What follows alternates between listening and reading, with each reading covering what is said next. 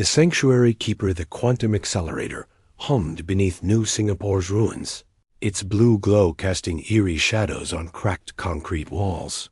Marcus Chun adjusted his makeshift laboratory equipment, trying to ignore the distant thunder of orbital bombardments.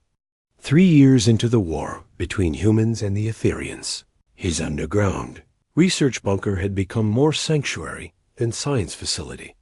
The heavy blast door shuddered as something struck it, not an explosion, but desperate knocking. Marcus hesitated, his hand hovering over the security panel. Opening that door could mean death, but leaving someone to die outside felt worse. The figure that collapsed into his arms defied everything he'd been taught about the enemy. She was ethereal, her skin shimmering with an opalescent quality that shifted between silver and deep blue. Her breathing was labored, and strange symbols glowed faintly along her collarbone, pulsing in rhythm with her heartbeat. "Please," she whispered in accented English, her voice like wind chimes. "I mean no harm." Marcus carried her to his medical bay, a converted storage room lined with salvaged equipment. As he cleaned her wounds, he noticed her injuries weren't from human weapons.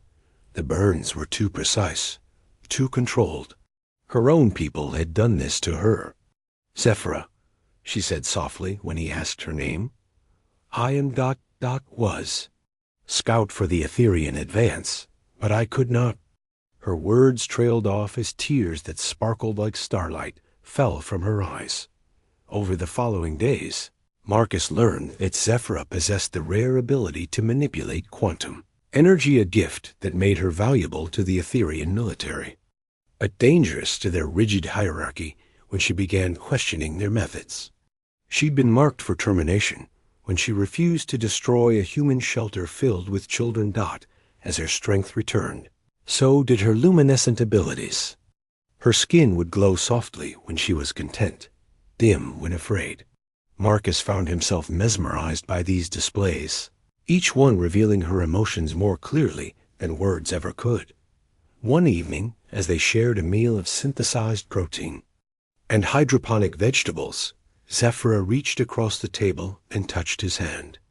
The contact sent a gentle warmth through his body, and for a moment he could feel her emotions: gratitude, fear, but also something deeper, something that made his pulse quicken. "Your people call it the enemy," she said, her bioluminescent patterns brightening. "But I have seen more kindness in your eyes than in all the councils of my homeworld." Marcus felt the weight of her words, the bridge they represented between two species locked in deadly conflict. Outside, the war raged on, but in this small underground sanctuary, something new was beginning to bloom, fragile, impossible, but undeniably real. Forbidden's healing DR.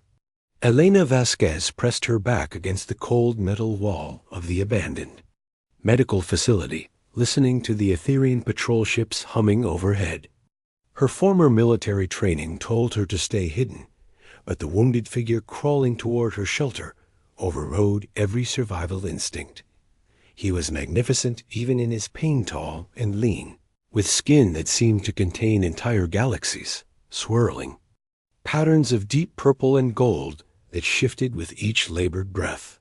His uniform was torn, revealing muscular torso covered in intricate tattoos that appeared to be moving, telling stories in a language she couldn't read.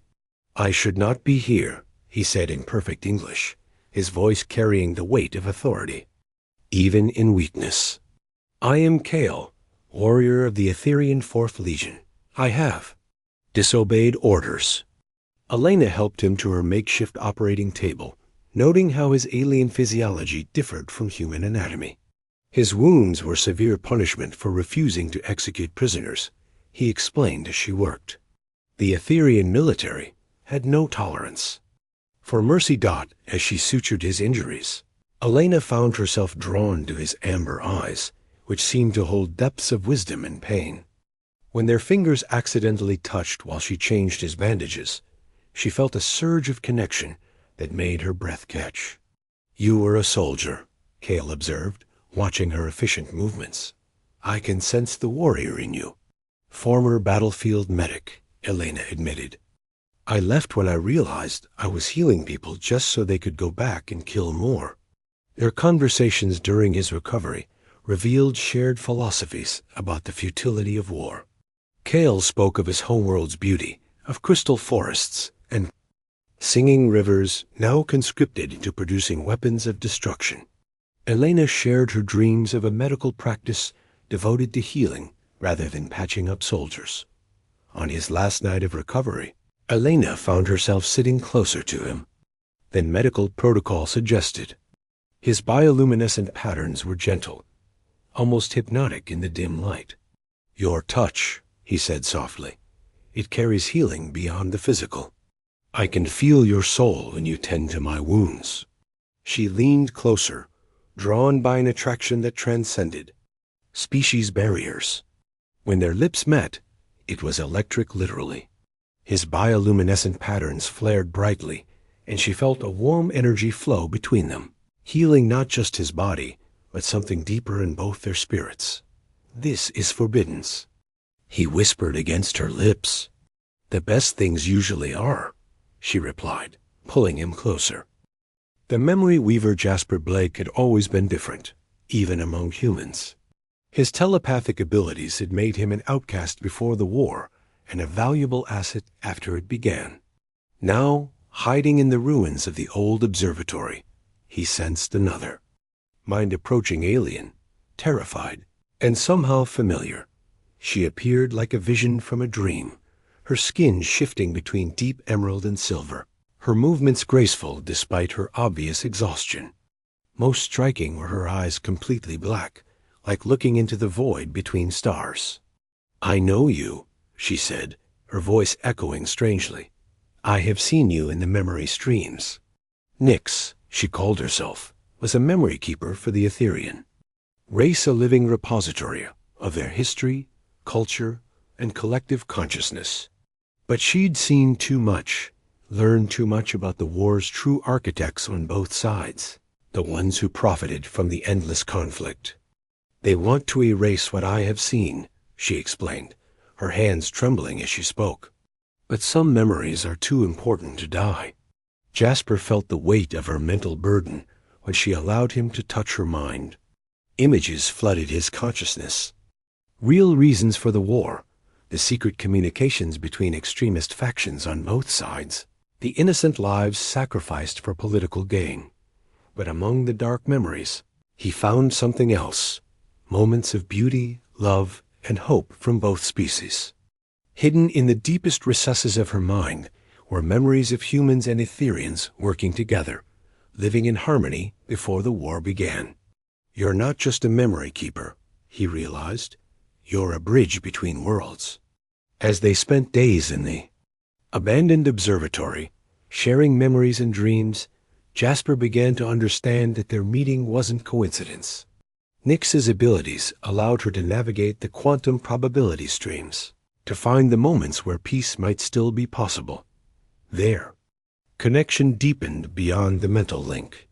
When they touched, their abilities amplified each other, his telepathy allowing her to share memories more clearly, her quantum sight showing him possible futures where love conquered hate. One night, as they watched the stars through the observatory's cracked dome, Nyx placed her hand over his heart. The gesture created a feedback loop of shared consciousness, and suddenly they were experiencing each other's memories, emotions, and desires simultaneously. I have seen many possible futures, she whispered. In most, our peoples destroy each other, but in some we find a way. Their kiss was more than physical. It was a merging of minds, a sharing of souls that transcended the boundaries between species. In that moment, they became something new together. Hearts in harmony. Tobias Reed wiped grease from his hands as he fine-tuned the quantum communicator, humanity's most ambitious attempt at peaceful contact with the Etherians. The neutral zone station was a marvel of engineering, a space where both species could meet safely, powered by his revolutionary fusion of human and Etherian technology.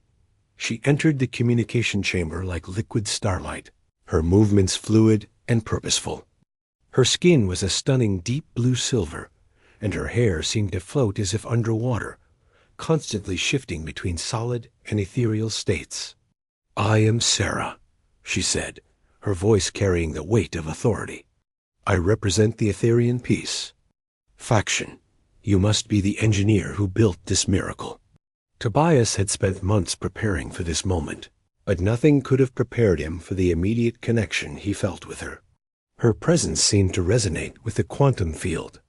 Generators he'd designed, creating harmonious frequencies that filled the room with gentle music. "Your technology," she said, examining his work with obvious appreciation. "It doesn't just enable communication, it creates harmony." "How did you know?" "I didn't," Tobias admitted. "I just built it to bring people together." The harmony was an unexpected side effect. As they worked together over the following days, calibrating the system for widespread use, Tobias found himself drawn to Sarah's brilliant mind and passionate dedication to peace. She shared her vision of a future where both species could coexist, each contributing their unique strengths to something greater than either could achieve alone. "Your people create through struggle," she observed, watching him work. "Mine create through harmony. Together, we could build wonders." Their breakthrough came when they discovered that their combined efforts could create stable quantum bridges, not just for communication, but for shared experience. When they activated the system together, their hands touching the control interface, both species could feel what the other felt. "This is it," Sarah breathed, her bioluminescent patterns dancing with excitement. "This is how we end the war." But the personal connection between them was growing stronger than their professional partnership. When power fluctuations forced them to work in close quarters, Tobias felt the warmth of her presence like a physical force. "I should not feel this way," she whispered as they recalibrated the quantum matrix. "A diplomat must remain objective." "Maybe. That's the problem," Tobias replied, his hand covering hers on the controls. "Maybe peace isn't about being objective. Maybe it's about connection." When their lips met, the quantum field around them resonated with perfect harmony, and for a moment, every screen in the station displayed the same image, two hearts beating as one, surrounded by the combined hopes and dreams of both species. The new dawn, the great convergence point, buzzed with impossible energy as representatives from both species gathered for the final peace negotiation. The quantum harmony generator, now perfected through the combined efforts of all our protagonists, hummed with potential. Marcus stood with Zephyra, her bioluminescent patterns calm and hopeful. Elena held Kale's hand, their healing abilities working in tandem to tend to the wounded from both sides. Jasper and Nyx had become a living memory bank, sharing the true history of the conflict with anyone willing to listen. Tobias and Sarah worked frantically to maintain the quantum bridges that allowed unprecedented communication between the species. "It's working," Zephyra whispered, her patterns brightening as she sensed the shifting emotions of the crowd. "The hatred is fading." But the extremists on both sides weren't ready to give up their profitable war. As the peace treaty was about to be signed, bombs began falling on the convergence point. The quantum harmony generator started to overload, threatening to destroy everything they'd built. "We need to stabilize it," Tobias shouted over the chaos. "But it requires complete emotional synchronization between all six of us." Marcus felt Zephyra's hand in his, her quantum energy flowing through him. Elena and Kale's healing abilities began to repair the damaged systems. Jasper and Nyx opened their minds completely, sharing every memory, every hope, every dream. The generator began to stabilize, but the strain was enormous. As they poured their combined essence into the machine, their individual consciousness began to merge. They could feel each other's thoughts, emotions, and memories as if they were their own. "Don't fight it," Nyx whispered through their shared mental link. "This is what we were meant to become." As the harmony generator reached full power, something miraculous happened. The quantum field expanded beyond the station, beyond the planet, touching every human and Etherian in the galaxy.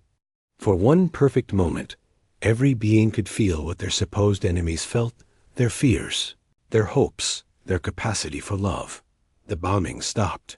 Weapons fell silent.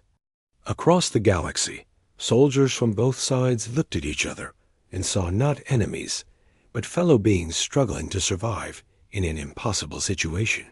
Marcus found himself holding Zephyra close as the field stabilized.